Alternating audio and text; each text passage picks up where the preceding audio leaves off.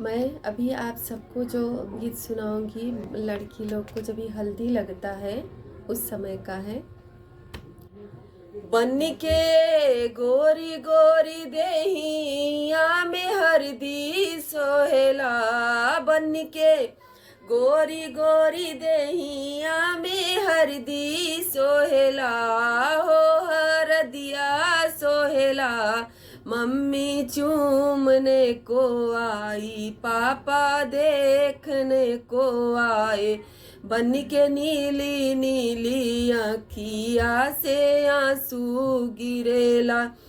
बन के गोरी गोरी देहिया में हरदी सोहेला, हो हरदिया सोहेला।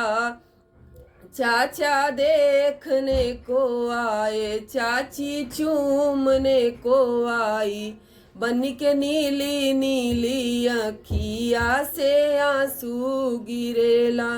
बन के गोरी गोरी देहिया में हरदी सोहेला, हो हरदिया सोहेला। भैया देखने को आए, भाभी चूमने को आई, बन के नीली नीली अखिया से आंसू गिरेला।